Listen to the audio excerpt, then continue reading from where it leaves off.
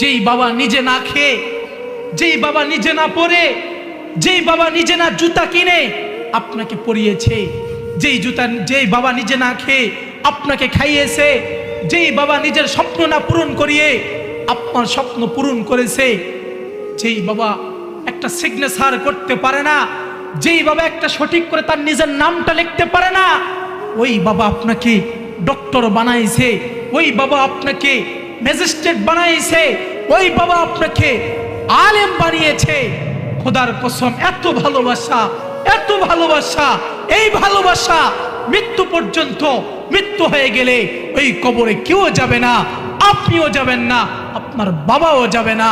তার মানে নিজের কবরে নিজেকেই যেতে হবে। কথা বলেন ঠিক কি? আওয়াজ করে বলেন ঠিক কি না? নিজের কবরে নিজেই যেতে হবে। যদি নিজের কবরে নিজেই যেতে হয় বন্ধু, খোদার কসম, ওই সন্তানের চেয়ে, ওই সন্তানের চিন্তার চেয়ে আপনার বেশি চিন্তা হওয়া দরকার। আপনি মুরব্বী ভাবতেছেন আমি মরে গেলে আমার বাবা, আমার সন্তান, আমার মেয়ে, আমার স্ত্রী কি করে খাবে, কি খাবে, আমি কি রেখে গেলাম। মনে রাখেন বন্ধু, আপনি পৃথিবী থেকে চলে যাবেন, আপনি পৃথিবীতে থাকবেন না, কিন্তু তাদেরও খাওয়ান বন্ধ থাকবে।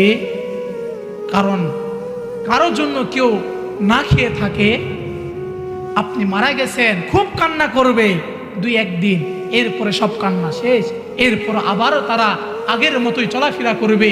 তার মানে আপনাকে নিয়ে আর বেশি ভাববে। এই জন্য নিজেরটা নিজে ভাবেন। এতটুকু যদি বিবেক আপনাদের অন্তরে থাকে যে মরার পরে নিজের কবরে নিজেকেই যেতে হবে, নিজের হিসাব নিজেকেই দিতে হবে, নিজের সোয়াল জবাব নিজেকেই দিতে হবে, তাহলে বন্ধু আজ থেকে পরিবর্তনের সিদ্ধান্ত নেন। চলেন আমরা পরিবর্তনের সিদ্ধান্ত নেই, আমরা নিয়ত করি আজ থেকে আর নামাজ ছাড়ব না।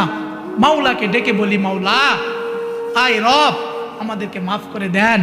নিয়ত করলাম মালিক আর ভুল করব না, আর অপরাধ করব না, আর গুনাহ করব না।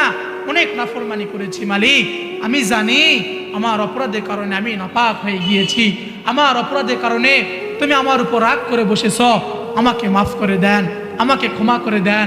এভাবে আল্লাহকে ডেকে ডেকে বলেন। আল্লাহ বলে, বান্দারে তুই আমাকে ডাকতে দেরি হবে, আমি আল্লাহ তোর ডাকে সাড়া দিয়ে তোকে মাফ করতে দে, বেশি দেরি করব না। পরিবর্তন হওয়া যায় কি যায় না? আমরা কারা কারা রাজি আছি?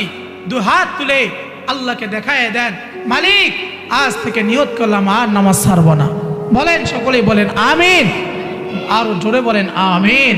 আল্লাহ কবুল করুক, সকলে পড়ি আমিন। আল্লাহ তাআলা আপনাকে আমাকে এই দুনিয়াতে পাঠিয়েছে, তার একটা উদ্দেশ্য আছে, আছে না নাই? আমার কথা কি বুঝতে পারতেছেন? আমি কিন্তু নওগাঁর মানুষ, অনেক দূর থেকে আসছি, আপনাদের ভোলা, আপনাদের ভোলার মানুষের কথাগুলো মোটামুটি স্বাভাবিক মনে হচ্ছে, কিন্তু বরিশালে মনে হয় একটু ঝামেলা আছে। মনু কই যাও, বলে না এরকম? আর কি জানো বলো, মানে যেগুলো বোঝা যায়, অর্ধেক বোঝা যায়, অর্ধেক যায় না। অনলাইনের মাধ্যমে কিছু শোনা যায়, ওই বরিশালের ভাষায় কিছু ছেলেপেলে আছে ভিডিও বানায়, আইতে নদী যাইতে খাল, মগবাড়ি বরিশাল, খুব ভাইরাল হয়েছিল না? তো কিছু প্রতিটা এলাকারই একটা আঞ্চলিকতা আছে, যেগুলো শুনতে বড্ড ভালো লাগে।